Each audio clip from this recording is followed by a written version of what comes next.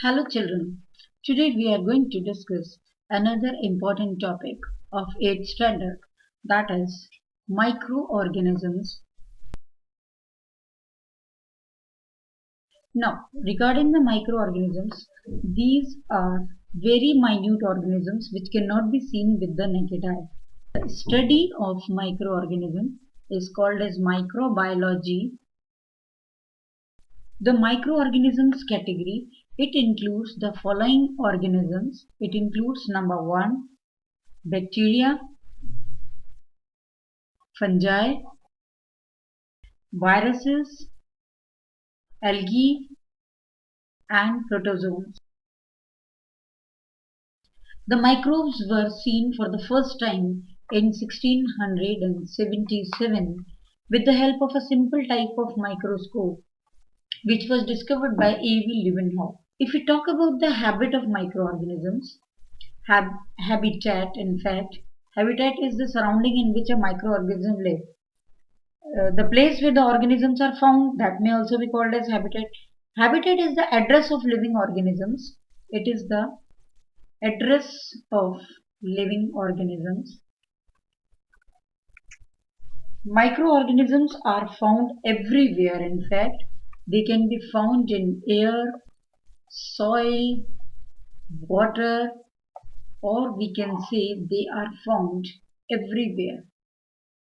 Since they are very minute, so they are found everywhere, on food, in water, on soil, on plants, in sky, in air, everywhere. If we talk about the characteristics of microorganisms,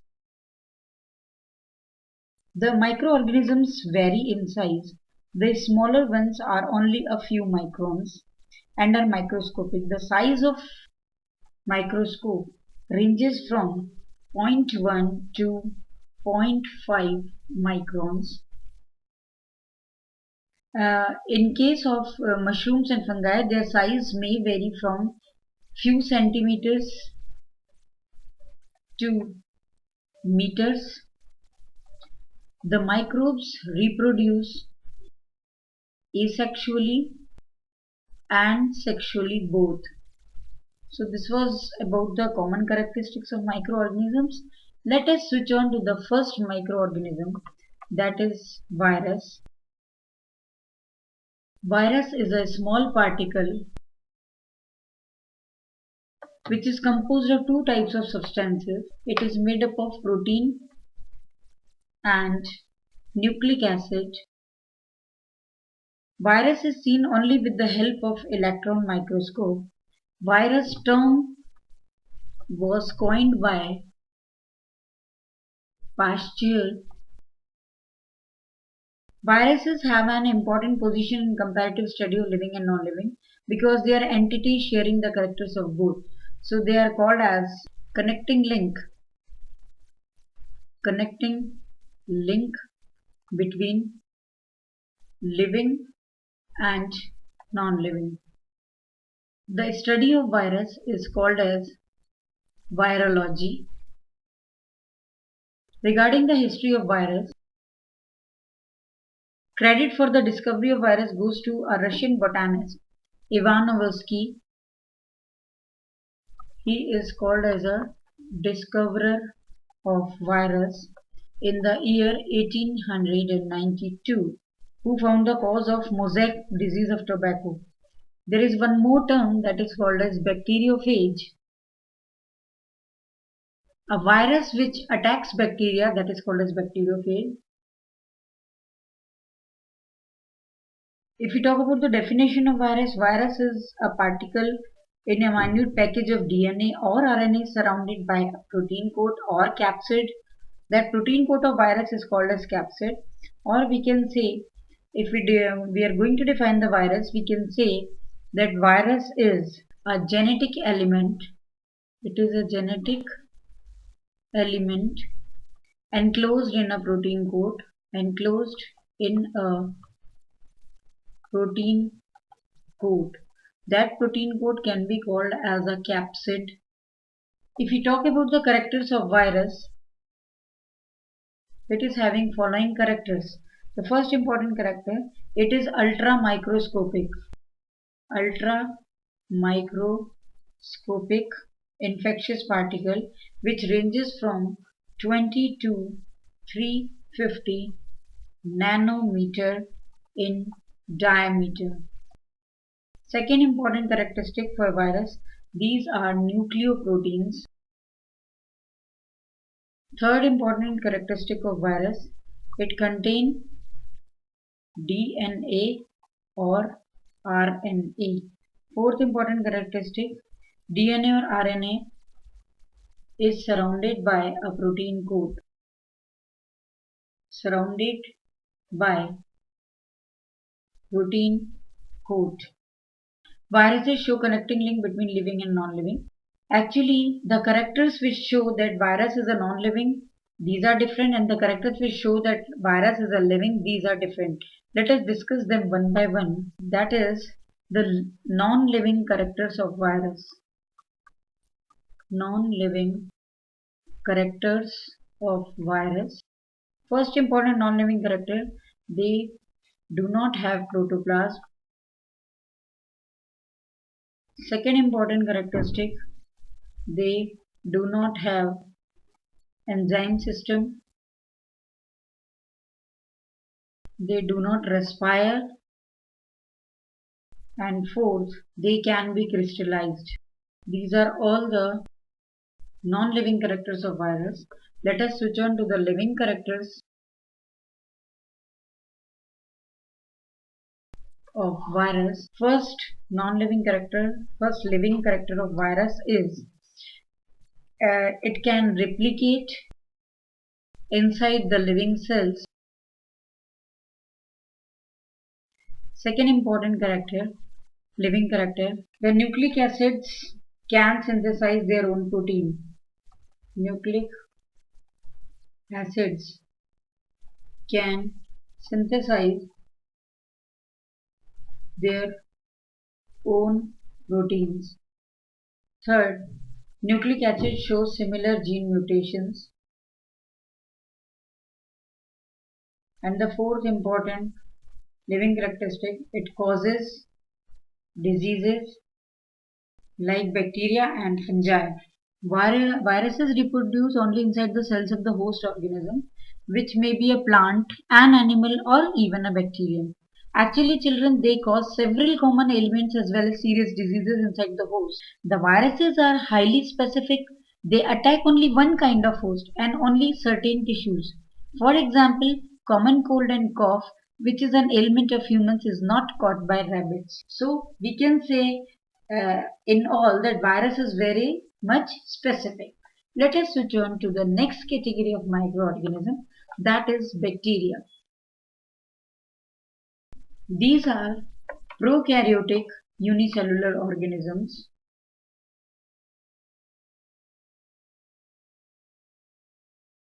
Their size is very small and this is visible only under the light microscope. We can say microscopic.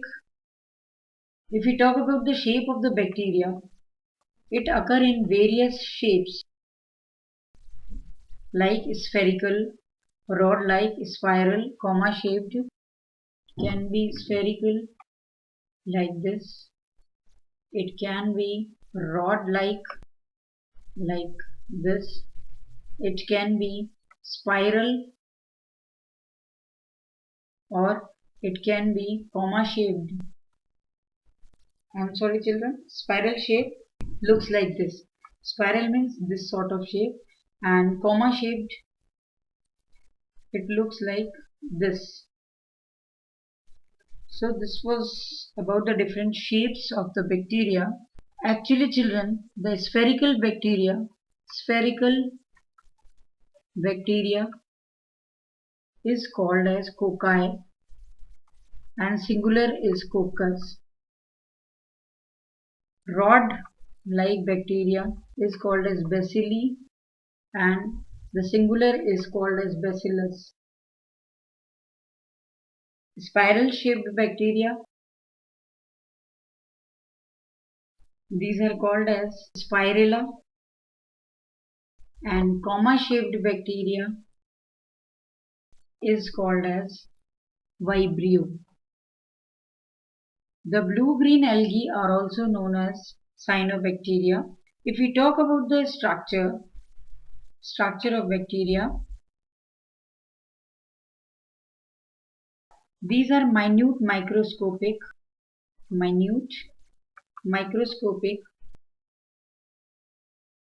simple microorganisms without any definite nucleus, no definite nucleus, and chromatin material lie scattered. Chromatin material lie scattered. The organisms having such structures are called as prokaryotes. So in all we can say bacteria is a prokaryote. The study of bacteria is called as bacteriology.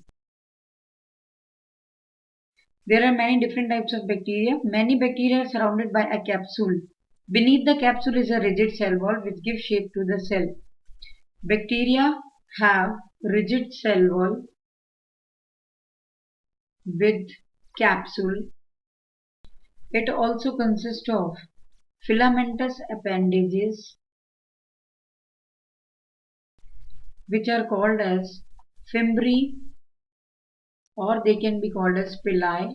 Some bacteria have one or two many flagella. They can have one or two flagella for movement, which may arise from one or both the ends of cell.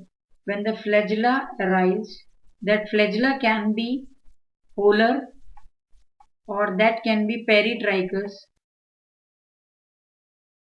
So, polar flagella are that flagella which arise from one or both the ends of cell. On the other hand, peritrichous flagella may arise from all over the cell. Beneath the cell wall is the fine plasma membrane, folded invaginations of plasma membrane which are called as mesosomes. These are similar in function to the mitochondria. Let me draw the structure of bacteria, which looks like this.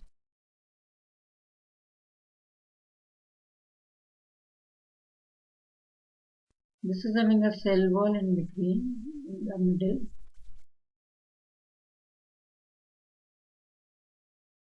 This is called as the capsule of bacteria. The inner one, that is called as the cell wall. It consists of villi or fimbriae like this. It also consists of a long flagellum. This is the flagella. This is the pili. It consists of chromatin material which is kept like this in between. Chromatin material. Plus it consists of some mesosomes and ribosomes. Inside the cell wall, that is the plasma membrane also is there. This is the cytoplasm. These minute structures are called as ribosomes. The cytoplasm consists of 70 S ribosomes, an internal membrane system, storage granules, and in photosynthetic bacteria, chromatophores. Regarding the nutrition of bacteria, bacteria show either autotrophic or it can be heterotrophic mode of nutrition. If we talk about the reproduction, bacteria generally reproduce by asexual methods, which is called as a binary fission, and in some bacteria sexual reproduction can also occur. This was all about the bacteria and viruses, children. In the next lecture, we are going to discuss about the other microorganisms. Thank you.